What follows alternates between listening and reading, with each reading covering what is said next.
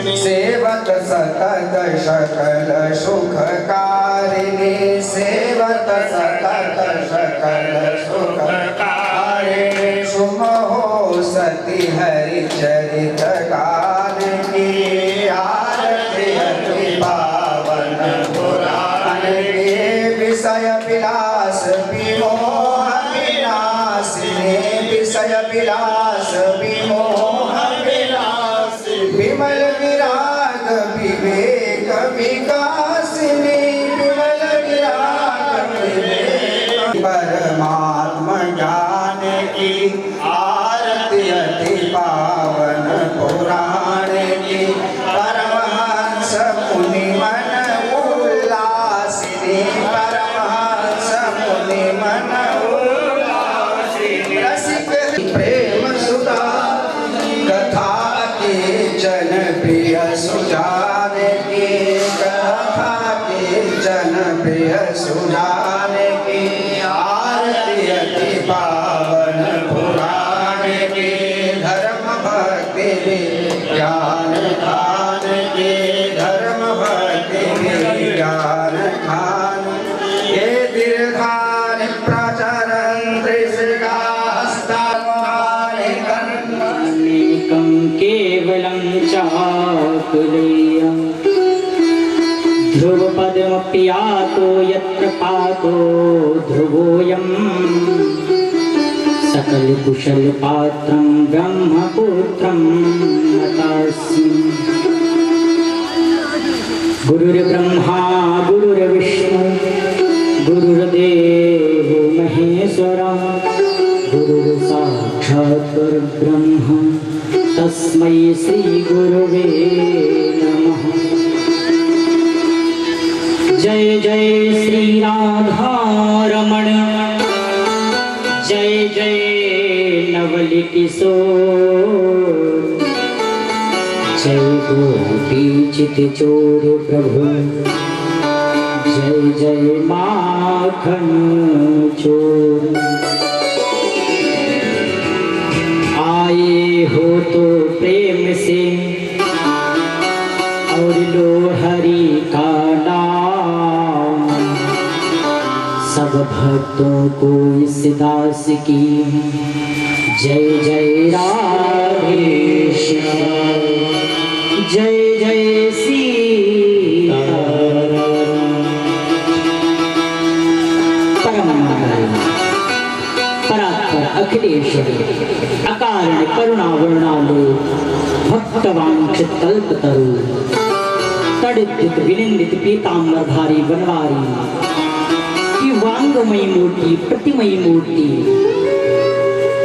श्रीमद् भागवत महापुराण आयु हुए समस्त हमारे विवेकशील महानुभाव धर्मा अनुरागी सज्जनों माता अनुसुईया के पद चिन्हों पर चलने वाली हमारी मातृशक्ति जितने भी हमारे भाई बंधु भक्तगण बुजुर्ग बस सभी हमारे संगीत वादन पर जितने भी भैया भक्तगण सभी बैठे हमारे आचार्य जी जितने भी मूल पाठ कर रहे हैं सभी को इस दास की तरफ से जय जय श्री राधे सादा मंच से सभी को इस दास का प्रणाम। आइए दो बार प्रभु का संकीर्तन तत्पश्चात हम कुछ दास की तरफ से टूटी फूटी वाणी से जो भी श्रवण करेंगे सभी भक्त जहाँ तक भी हमारा ध्वनि प्रकार यंत्र से आवाज पहुँच रही है सभी भक्तगण ज्यादा से ज्यादा संख्या में आए।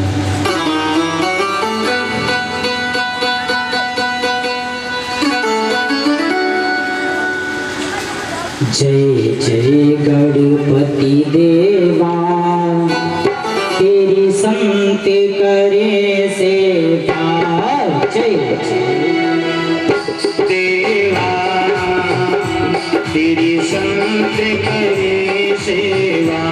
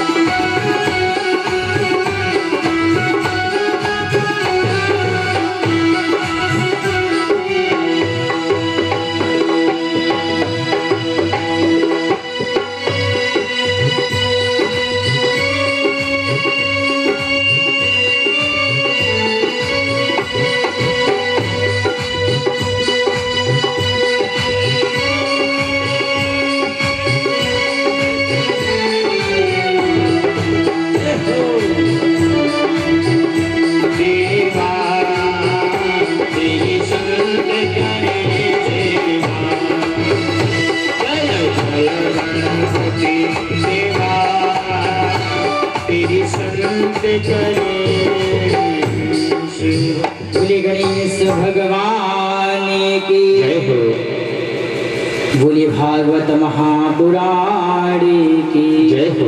बोले भक्त वत्सल भगवान की जय हो। जय जय श्री राधे श्याम। सभी भक्तों ने बड़े सुंदर भाव से कीर्तन किया। देखिए ज्यादा समय ना लगाते हुए आज पूज्य हमारे कथा के मध्य में महामंडलेश्वर जी का सभी भक्तों ने, ग्रामवासी क्षेत्रवासी सभी ने स्वागत किया और आप निरंतर पूज्य महाराज जी से, भाई साहब से कथा श्रवण कर रहे हैं। आप लोगों को कल भी बताया गया हमारे एक जन्म नहीं बहु जन्म जब हो जाते हैं और उनके भी जब बहुत जन्मों में पुण्य इकट्ठे हो जाते हैं तब हमको कथा श्रवण करने का अवसर प्राप्त होता है। देखिए भैया समय तो हमारा जा रहा है कि क्षण भंगुर जीवन की कलिका कल प्रात को जान खिली न खिली मलयाचल की सुच शीतल मंद सुगंध समीर मिली न मिली कलिकाल कुठार लिए फिरता तन नम्र से चोट झिली न झिली भजले हरि नाम हरि रस नाम फिर अंत समय में हिली न हिली क्षण भंगुर जीवन की कलिका कल प्रात को जान खिली न खिली। महाराज लोग क्या कहते हैं, बोले अभी का अभी तो जवानी है, जवानी को मौज लें, बुढ़ापा आ जाएगा तब हरि कथा करेंगे, तब हरि संकीर्तन करेंगे। लेकिन भैया बुढ़ापे में भक्ति नहीं हो पाती, बुढ़ापे में तीर्थ यात्रा नहीं हो पाती।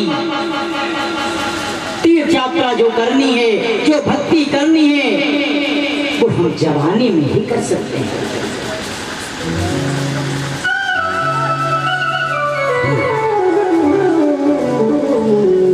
भैया कितना बढ़िया कि भजन कर मस्त जवानी में बुढ़ापा किसने देखा है, भजन कर मस्त जवानी में बुढ़ापा किसने देखा है, भजन कर मस्त जवानी में बुढ़ापा किसने देखा है। कहा बुढ़ापा किसने देखा है, भजन कर मस्त जवानी में। हाथों में बहू जो है वो गिलास थमाती चाय का, लेकिन वो चाय भी थमा नहीं पाते, मुख तक नहीं जाती, तब तक हाथ इतने कांप रहे होते वो झट से नीचे गिर जाती है। इसीलिए भजन की माला वो झोली गोमुखी में ही माला छूट जाती, माला भी साथ नहीं देती है। जय हो।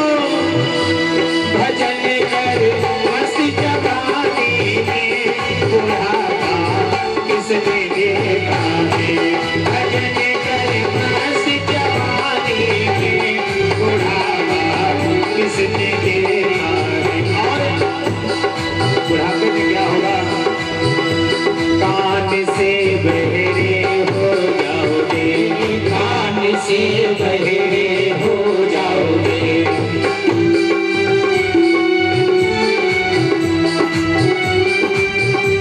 और भजन जो गाया जा रहा है, भजन नहीं, एक एक पंक्ति को दृष्टि से श्रवण भी करना है। जय हो। कान से बहरे हो जाओगे, कान से। और एक बात और बताओ, अभी जल्दी की घटना, भैया हमारी कथा यहाँ चल रही थी भिटोरा में और आपके हरदोई के एक महाराज जी पधारे तो कहा, बोले पंडिताई बहुत अच्छे करते हैं, वेद पुराण सब ज्ञाते हैं, लेकिन इनको 3 वर्षों से सुनाई नहीं देता, साउंड की आवाज भी सुनाई नहीं देता, इसलिए कान भी लास्ट में सुनना बंद कर देते हैं। कान से बहरे हो जाओगे, कान से भजन तुम सुन नहीं पाओगे। भजन सुनो मस्ती जवानी में, बुढ़ापा किसने देखा है। भजन सुनो मस्ती जवानी में, बुढ़ापा किसने देखा है। भजन कर मस्ती जवानी में, बुढ़ापा किसने देखा है।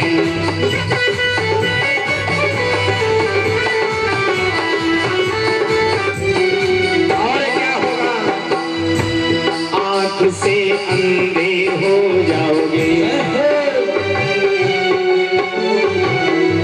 आंख से अंधे हो जाओगे। दिखाई देना भी बंद हो जाएगा। और एक बात, जो भक्त वृंदावन गए हैं, पता है मालूम है क्या होता है? वहाँ चश्मा बंदर खुद निकाल लेते हैं। क्यों निकाल लेता है? इसका भी तात्पर्य बंदर भी एक समझाना चाहते, लाला अगर तू यहाँ आयो है तो लोगों को मत देखो, तू किट्टी पार्टी को मत देखे। क्या देखे? केवल गोविंद के चरणों की प्रीति करे। जय हो। आंख से अंधे हो जाओगे। तरस तुम कर नहीं पाओगे। तरस तुम कर नहीं पाओगे। आंख से अंधे हो जाओगे। आंख से अंधे हो जाओगे। तरस तुम कर नहीं पाओगे। तरस तुम कर नहीं पाओगे। तरस कर मस्ती जवानी में, बुढ़ापा किसने देखा है। तरस कर मस्ती जवानी में, बुढ़ापा किसने देखा है। भजन कर मस्ती जवानी में, बुढ़ापा किसने देखा है। भजन कर मस्ती जवानी में। और अंतिम हम कहते हैं, हाथ से लूले हो जाओगे। हाथ से लूले हो जाओगे। हाथ से लूले हो जाओगे। हाथ से लूले हो जाओगे। माला तुम कर नहीं पाओगे। तुम कर नहीं पाओगे। हाथ से लूले हो जाओगे। हाथ से लूले हो जाओगे। दान तुम कर नहीं पाओगे। तुम कर नहीं पाओगे। दान करो मस्ती जवानी में, बुढ़ापा किसने देखा है। दान करो मस्ती जवानी में, बुढ़ापा किसने देखा है। भजन करो मस्ती जवानी में, बुढ़ापा किसने देखा है। भजन करो मस्ती जवानी में, बुढ़ापा किसने देखा। इसलिए अगर हम और आप भजन भी करें तब भी समय का ध्यान ना दें कि अभी बहू के लाला नाय भयो तो भजन नाय करेंगे। अच्छा, आजकल लोगों की भ्रांति भी यही बन गई है। भजन गाते हैं, बोले मैया अगर 5 साल बेटा होएगो तो खीर पूड़ी चढ़ाऊंगी, वरना चिरौरी पिंडाए भगवान जी को अर्पण की जाऊंगी। इसलिए देखो, भगवान तो सब जानता है। हमको भगवान से नहीं मांगना चाहिए, हमको भगवान को मांगना चाहिए। कैसे? आइए 2 मिनट की चर्चा आप लोगों को श्रवण करा। किसने भगवान को मांगा और किसने भगवान से मांगा। और जो भगवान से मांगता है उसकी कभी विजय नहीं हो सकती, उसकी हमेशा अपराजय ही रहती है। लेकिन जो भी हमारे गोविंद को मांगता है उसकी सर्वदा विजय ही रहती है। कैसे? जिस समय पांडव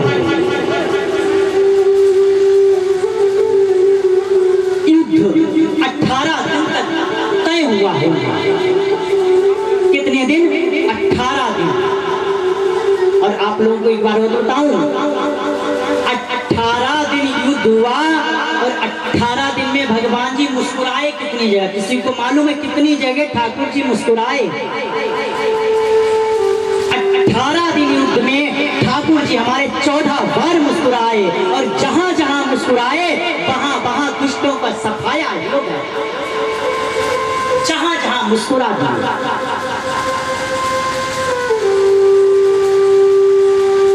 भगवान जी अपने शिविर में एक बार विश्राम कर रहे थे।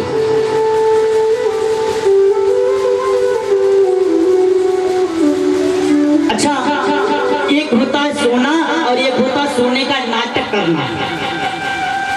जो व्यक्ति सो रहा है वो प्रयास करो जगाने से जग सकता है, लेकिन जो केवल सोने का नाटक कर रहा है तो क्या जागेगा? ठाकुर जी ने आंखें हल्की सी मूंद ली। जैसे आंखें मूंदी दुर्योधन गया।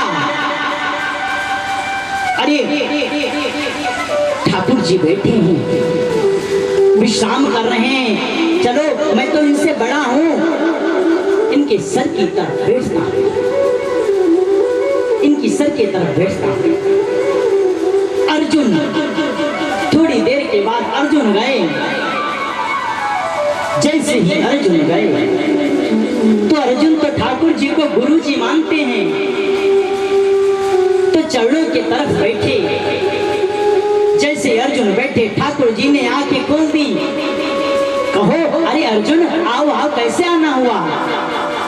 दुर्योधन कहने लगा, अरे मैं इतनी देर से सबसे पहले आया, आपने हमको नहीं देखा। क्या देखिए भैया, जो व्यक्ति सोता है तो उसकी दृष्टि सामने जाती है कि सामने कौन बैठा है। अच्छा, आप पहले आए, बताओ क्या चाहिए? दुर्योधन ने कहा, ठाकुर जी 18 दिन का युद्ध निश्चित किया है। हाँ, मालूम हुआ, मुझको आवश्यकता है। तो ठाकुर जी ने कहा, देखिए मेरे पास 2 वस्तुएं हैं। कौन सी? एक वस्तु है जिसमें हमारी एक तरफ सेना रहेगी, एक तरफ सिर्फ मैं रहूंगा, और उसमें भी मैं शस्त्र को नहीं ग्रहण करूंगा, शस्त्र उठाऊंगा नहीं। अच्छा, तो घनश्याम फिर कहे कि हमको तो सेना चाहिए, हमको घर पे कोई दावत नहीं जमानी है, मुझको केवल सेना युद्ध करना है, सेना चाहिए। ठीक है, सेना ले जाओ। अर्जुन से कहा, अर्जुन तुम मांगो। ठाकुर जी ने कहा, अर्जुन ने कहा, ठाकुर जी अब मांगने को बचा ही क्या है?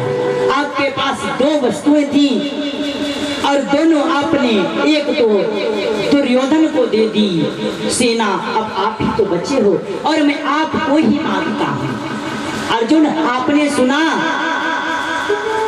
कि मैंने प्रतिज्ञा की है कि मैं युद्ध में अस्त्र नहीं उठाऊंगा।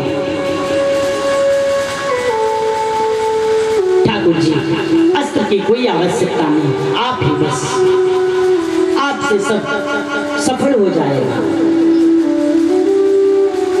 दुर्योधन खुश हो गया और पितामह भीष्म के पास गए।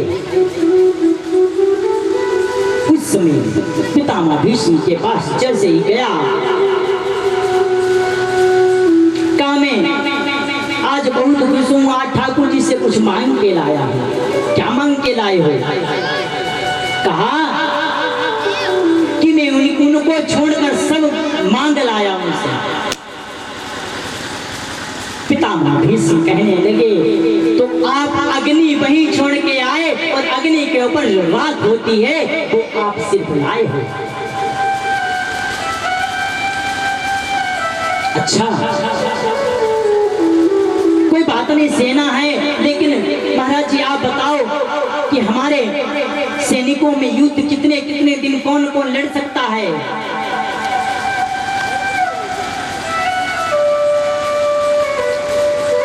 तो पितामह भीष्म भीष्म कहने लगे, जिनकी उस समय उम्र थी 250 वर्ष। पितामह भीष्म कहने लगे,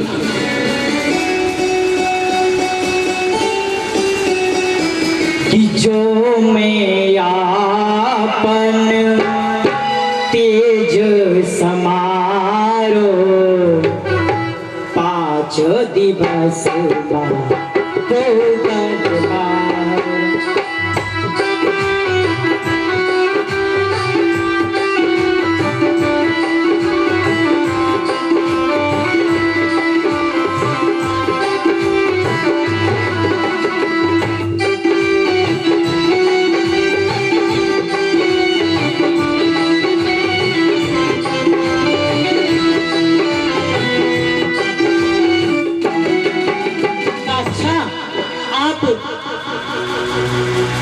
दिन में दोनों दलों को मार सकते हैं। बोले हाँ। बोले अच्छा, अपनी सेना में और कौन ताकतवर है? तो कहा आपके गुरुजी हैं। बोले कौन? बोले द्रोणाचार्य जी। बोले अच्छा। बोले और? बोले आपका मित्र। बोले कौन? कर्ण। बोले अच्छा। बोले और कौन? बोले गुरुजी का आपका जो सहपाठी है मित्र, जिसे द्रोणी कहते हैं, अश्वत्थामा। बोले अश्वत्थामा क्या कर सकता है? बोले द्रोणी 3 ही दंड मां 2 दल करे निदान। बोले अगर द्रोणी ढंग से लड़ जाए तो 1 दिवस में ही दोनों सेनाओं की जितनी भी किसी को बचने नहीं देगा।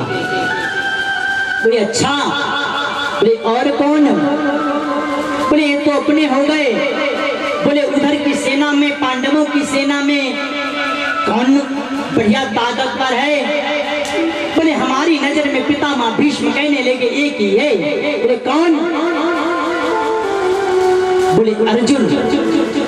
बोले अर्जुन कितने दिन में कितने सैनिकों को मार सकता है? तो पितामह भीष्म हंसने लगे। बोले दिन यहाँ भी मत गिनो।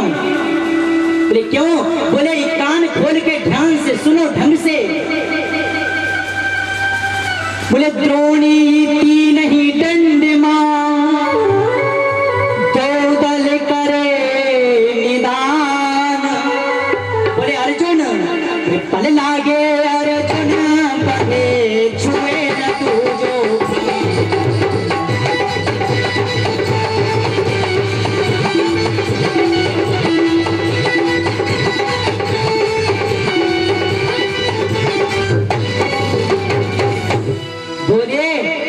अर्जुन इतना ताकतवर है कि हम सब एक तरफ अगर हो जाएं और अर्जुन एक ही बार एक तरफ हो जाए तो उसको दूसरा शस्त्र उठाने की दूसरा बाण नहीं निकालेगा और सबका अंत कर देगा।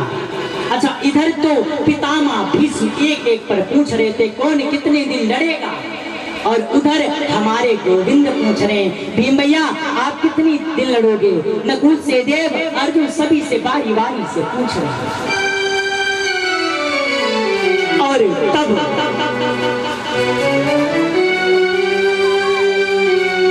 एक 16 वर्षीय नौजवान युवक सामने आया, ठाकुर जी को प्रणाम किया, भीष्म को भीम को प्रणाम किया, नकुल सहदेव अर्जुन सभी को प्रणाम किया। बोले आपका परिचय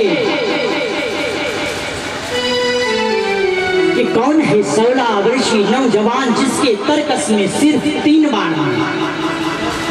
सिर्फ कितने बाण? 3 बाण।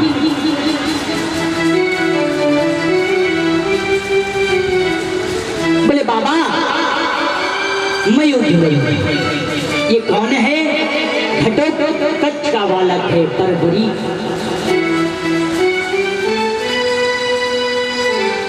जैसे इसने कहा बाबा हम युद्ध करेंगे। बोले अच्छा, ये आपके तरकस में सिर्फ 3 बाण हैं? बोले बोले बाबा ये 3 बाण चलेंगे नहीं, ये तो सिर्फ दिखावे के हैं, चलेंगे तो हमारे तर्कस से केवल 2 ही बाण चलेंगे। अच्छा कैसे? बोले एक जब हम पहला बाण छोड़ेंगे तो जितने भी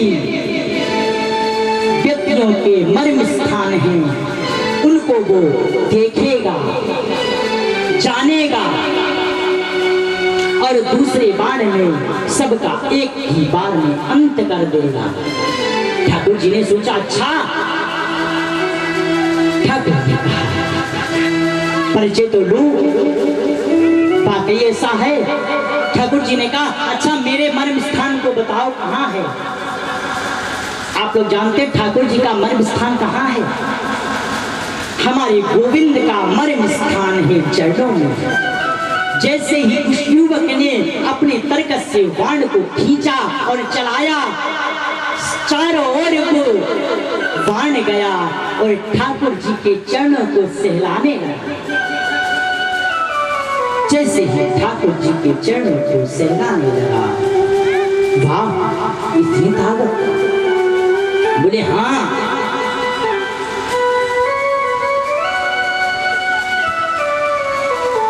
कहने लगा बोले कल के युद्ध में मेरा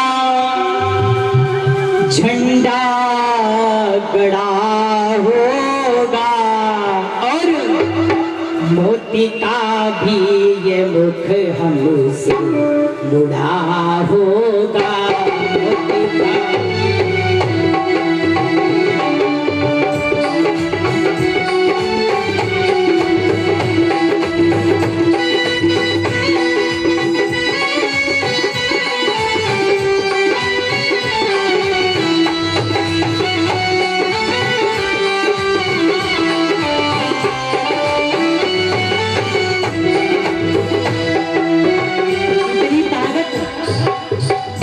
ठाकुर जी ने सोचा तो हो गया कल्याण। बोले और सुन लो महाराज कि मुझे गम नहीं कि पाठ के साथ आप हो,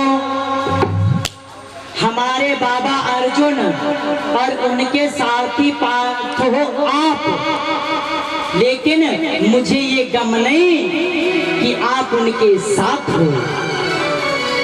और अगर हमारे बाबा भी कह दे एक बार कि जाओ युद्ध करो तो उनका भी हाल पता है क्या करूंगा कि मुझे नहीं ज्ञात कि पार्थ के साथ आप हो और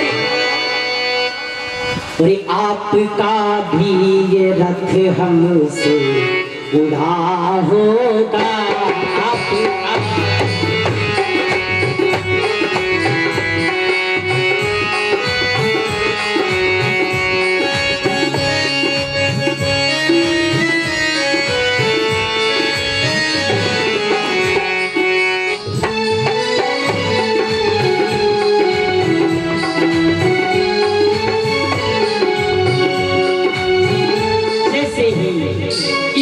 सुनी तुरंत ही ठाकुर जी ने अपने चक्र सुदर्शन को लिया और जैसे ही चक्र सुदर्शन को छोड़ा तुरंत ही सिर धड़ से अलग कर दिया।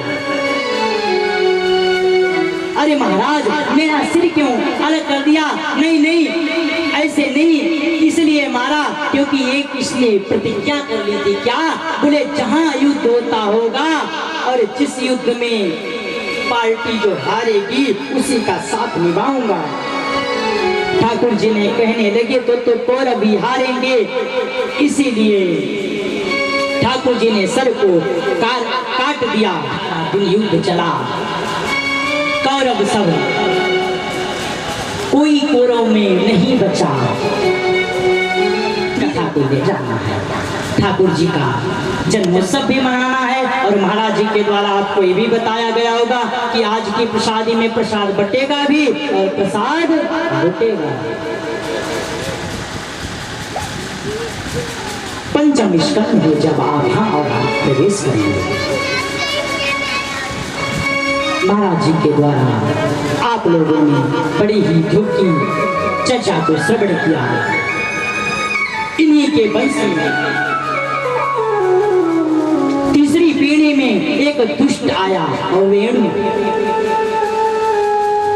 अच्छा, लोगों के मन में फिर से प्रश्न उठा कि महाराज तुम तो इतने परमात्मा को पा लिया जिसने, और तीसरी पीढ़ी में दुष्ट कैसे?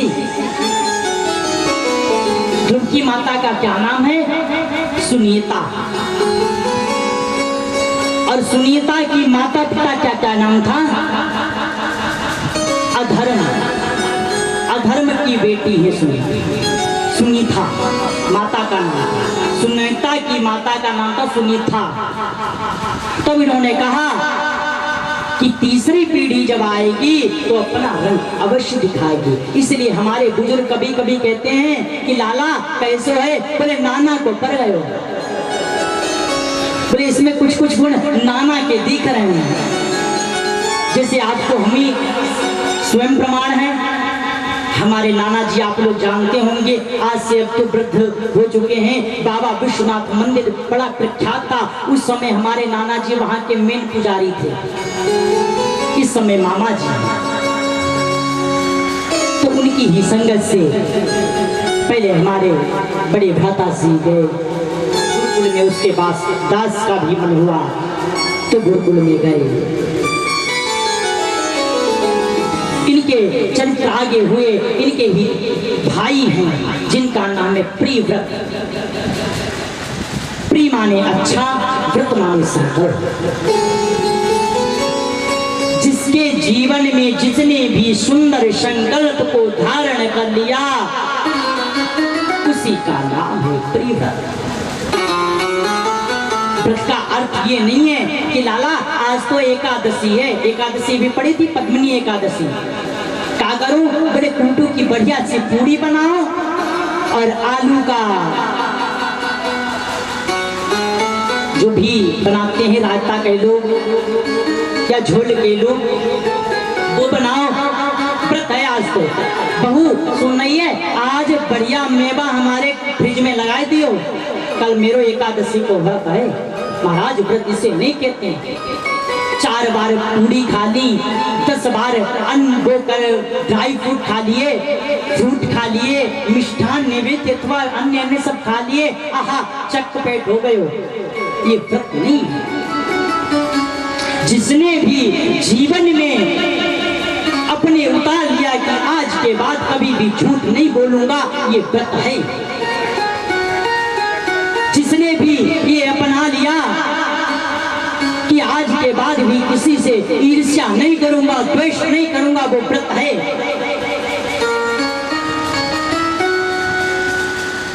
अच्छा, आजकल लोग मत्सर बहुत ज्यादा करते हैं। मत्सर और मच्छर, इसमें थोड़ा ही अंतर है। इसमें मत्सर और मच्छर, बोले कैसा अंतर? बोले मच्छर जो होता है ना वो बाहर से काटता है। उसके लिए एक है सलूशन की मच्छरदानी अथवा अन्य उपकरण लगा सकते हैं, लेकिन मच्छर जो होता है वो ऊपर से नहीं अंदर से काटता है। कैसे? किसी के 10 मंजिल बन गया, आहा इसके, अरे हाय राम, इसके 10 मंजिल कैसे खड़ा है, कुछ काम ना करे, धाम ना करे। अभी कुछ दिन पूर्व हमारी कथा चल रही थी दास की। सांडी के आगे भगार गांव है, ब्राह्मणों का क्षेत्र।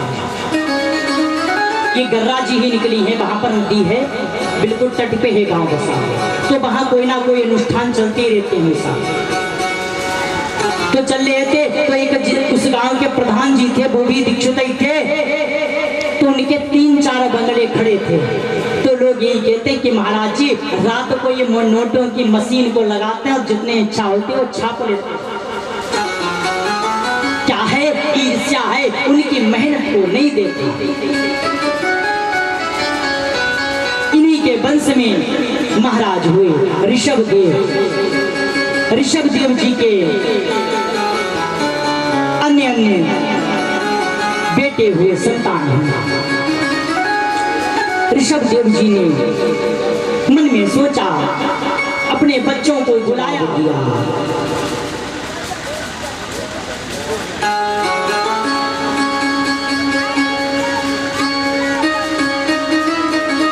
भैया खाने पीने सोने के लिए मानव का तन नहीं मिला है।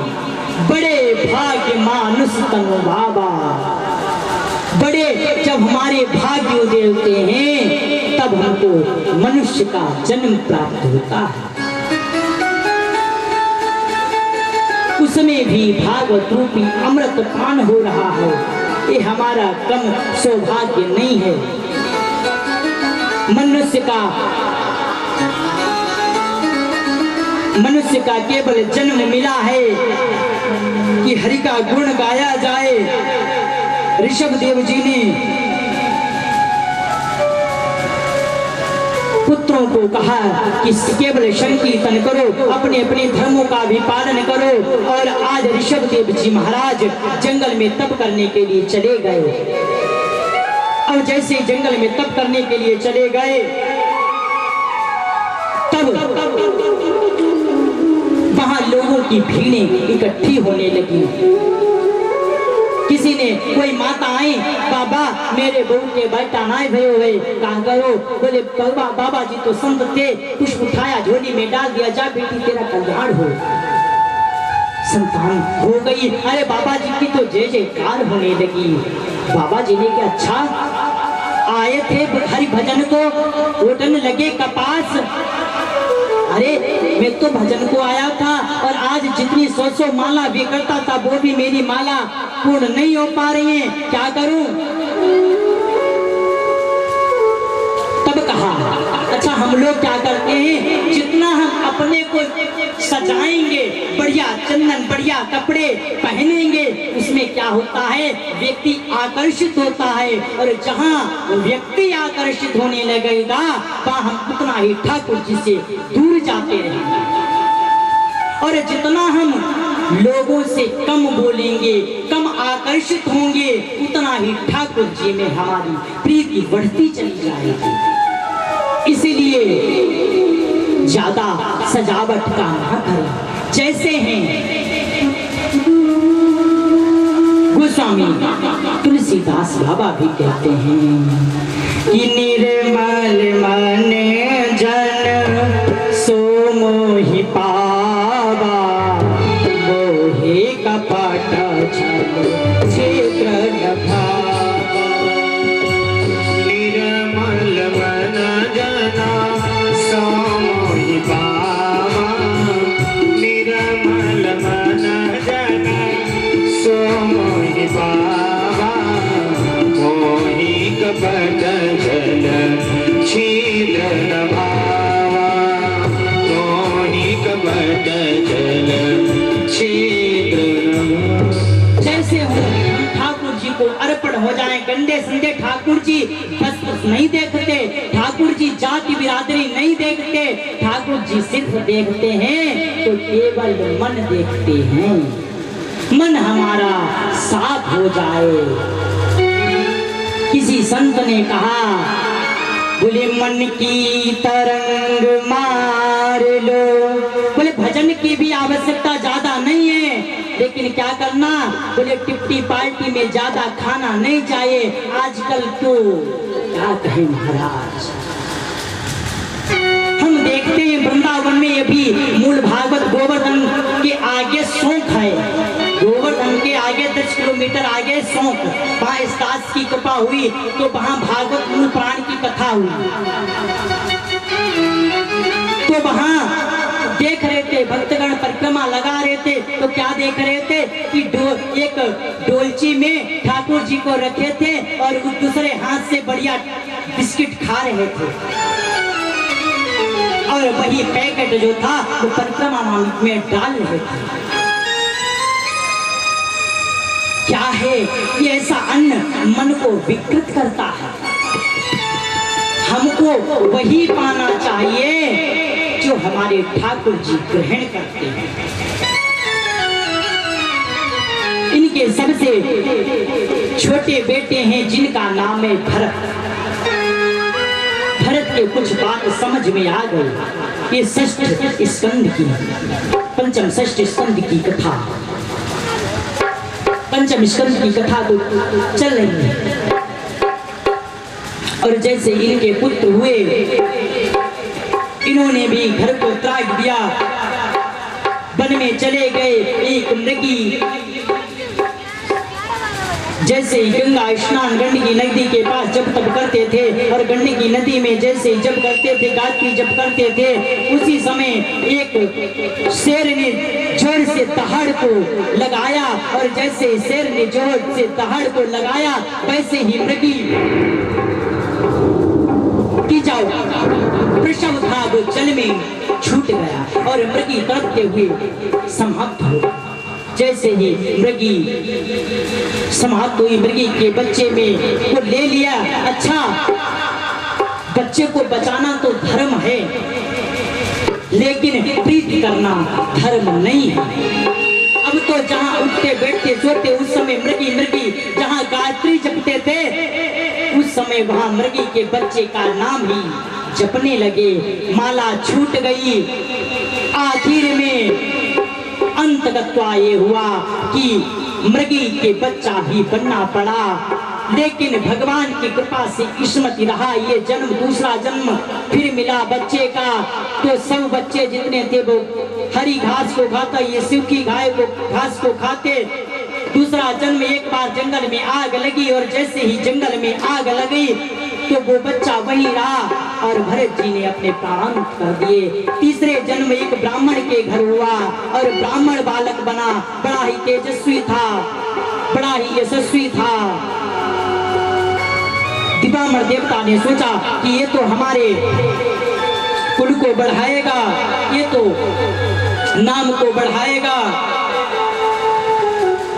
और अब इनको गायत्री जपाते, ये जपते नहीं, मंत्र उल्टा सीधा सुनाने लगे।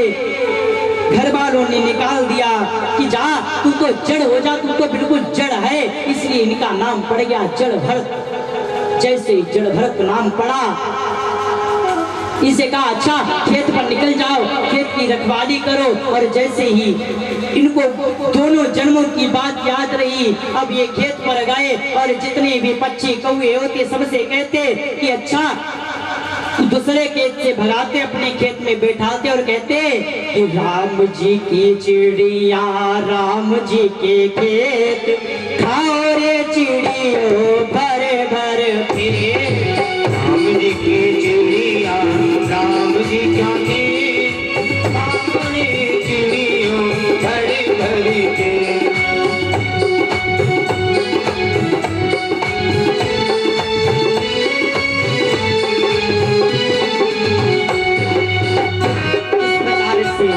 रखवाली होने लगी। अब तो लोगों ने और कहना अच्छा तू यहाँ भी नहीं रहेगा, तू तो खेत पर रखवाली भी नहीं करेगा, अब तू घर से भी निकल जा। और जैसे ही घर से निकले, अच्छा घर वाले ऐसे ही हैं कि स्वार्थ लागी करे सब प्रीति सुर नर मुनि सब किया स्वार्थ लागी करहि सब प्रीति स्वार्थ लागी करहि सब प्रीति सुर नर मुनि सब किया हरि।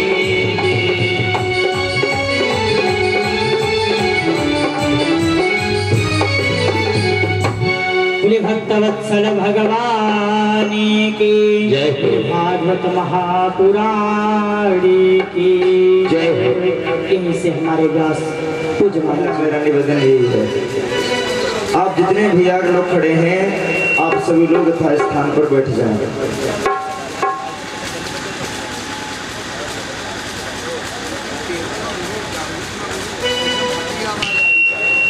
एक भैया रेलगाड़ी में यात्रा कर रहे थे,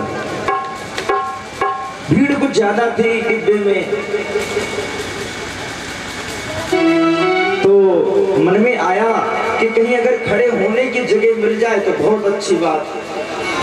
तो एक दो सवारी उतरी तो खड़े होने की जगह मिल गई, और जब खड़े होने की जगह मिली तो सोचा कैसे भी बैठने की जगह मिल जाए, तो बैठ गए। और जब बैठ गए तो सोचा थोड़ी देर सफर ज्यादा है, अगर लेटने की व्यवस्था हो जाए तो भगवान की बड़ी कृपा हो। सो महाराज लेट गए। अब जब जब लेटे तो मन में आया कि अगर थोड़ी सी नींद आ जाए तो क्या ही कहना। महाराज सो गए। तो जो बैठने में आनंद है, जो खड़े होने में आनंद, उससे ज्यादा बैठने में, और जो बैठने में आनंद है उससे ज्यादा लेटने में, और लेटने के बाद में सोने में आनंद है, और उसके बाद में ऐसी निद्रा है जो कभी आंखें ना खुले, फिर क्या आनंद है।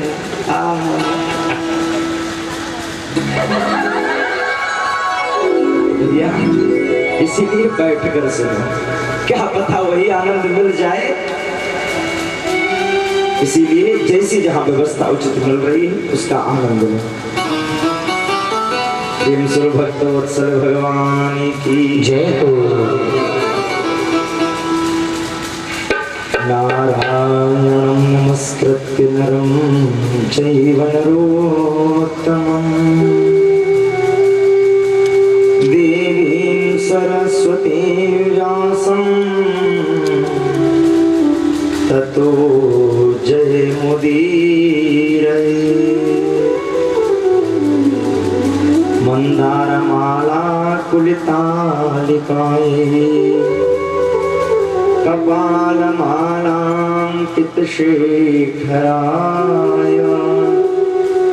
दिव्याम्बरायै च दिगम्बराय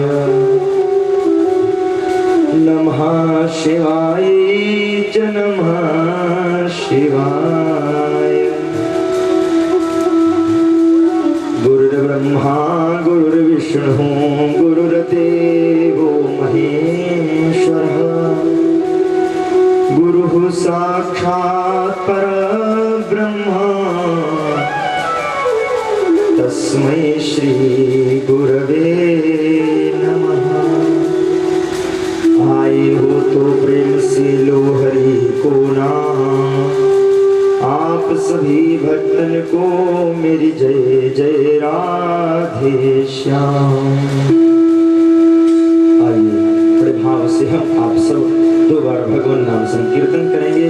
तत्पश्चात आज हम लोगों को 10वें स्कंद तक पहुंचना है। आज महाराज थोड़ी राजधानी एक्सप्रेस चलेगी, सीट बेल्ट आप लोग लगा कर बैठना।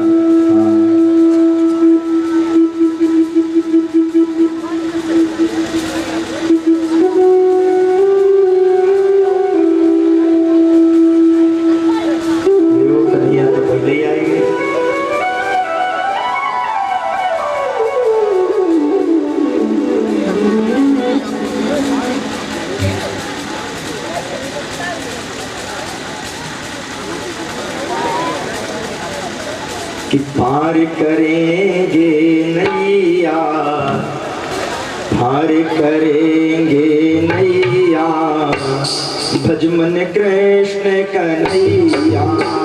पार करेंगे नैया, भजमन कृष्ण कन्हैया।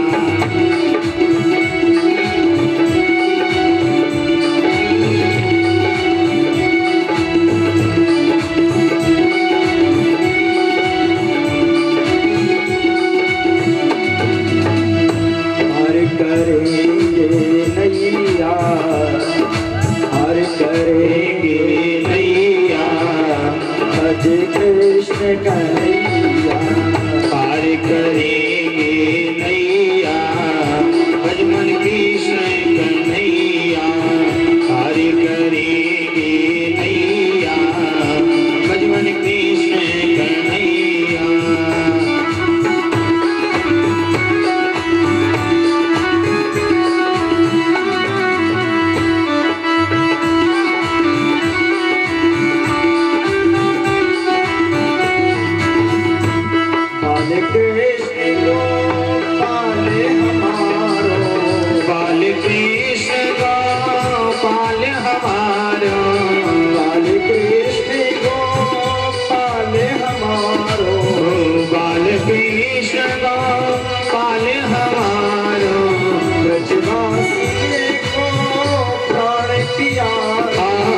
ब्रजवासिनी को प्राण प्यारो, नंद महर को छैया।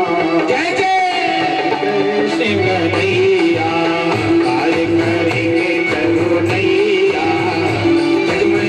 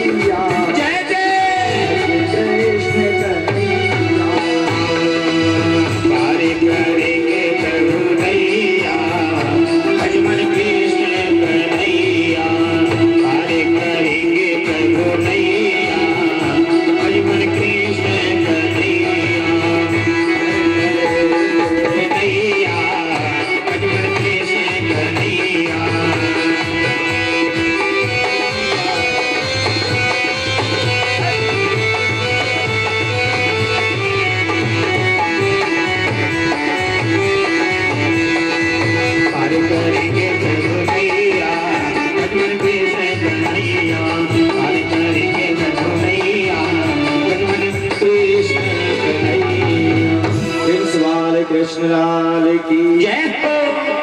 भैया हमें तो याद आ रही है पिछले वर्ष हमारी कथा भई कटिया टोला में।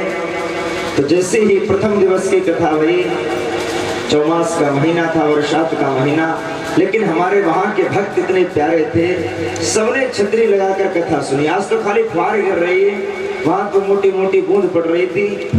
और हम भी, हमारे लिए तो खैर उन्होंने बढ़िया व्यवस्था कर रखी मंच पर। वहाँ के सब खुला पांडाल था, लिए छतरी सब खड़े और कथा हुई। तो यहाँ भी आप लोग बिल्कुल घबराना मत, हम बैठे हैं जब कथा सुनने, गोपाल जी बैठे हैं तो आप भी बैठो। ठीक है, तो जाओगे, इससे ज्यादा काम होगा तो भैया, इससे ज्यादा कुछ होने वाला तो ना है, इसलिए घबराओ मत, आराम से बैठो। प्रेम से बाल कृष्ण लाल की। आप सभी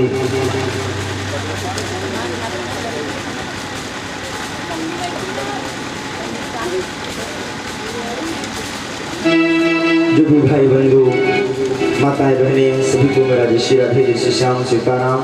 यूट्यूब के माध्यम से, फेसबुक के माध्यम से सुन रहे सभी श्रोता बंधुओं को मेरा कोट शरणमन वंदन, जय श्री राम, सीताराम। बंधु, मध्याह्नकालीन वेला में हम आप श्रवण कर रहे थे किस प्रकार से श्री सुखदेव जी महाराज ने परीक्षित को कथा प्रारंभ, किस प्रकार से कथा प्रारंभ हुई, कथा के नियम बताए, मन को किस प्रकार से रोके, जित आसनो जित श्वासो जित संगो जितेंद्रिय। भगवान किसको मिलते हैं तो कहने लगे भगवान जात पात से नहीं मिलते।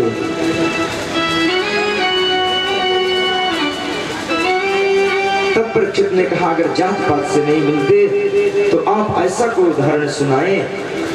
तब कहा कि जात पात से अगर भगवान मिलते तो विदुर को भगवान कैसे मिले। तब श्री सुखदेव जी महाराज ने परीक्षित जी को महाराज विदुर की कथा सुनाई। इदातु राजा सुसुतान साधुना पुष्णन् धर्मण विनष्ट दृष्टि।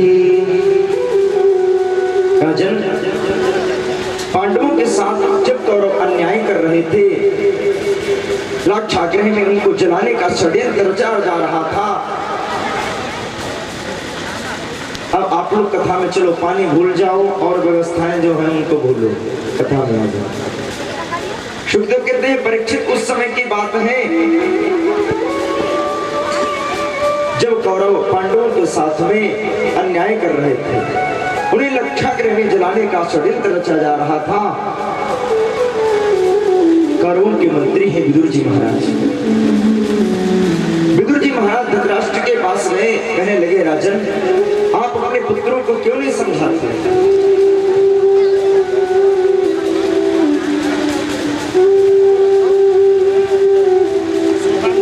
मुझे तो लगता है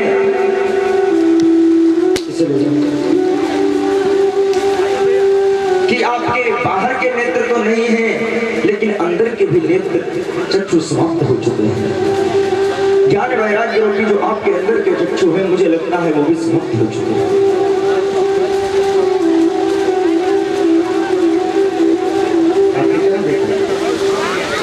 आइए सभी लोग भगवान की दया से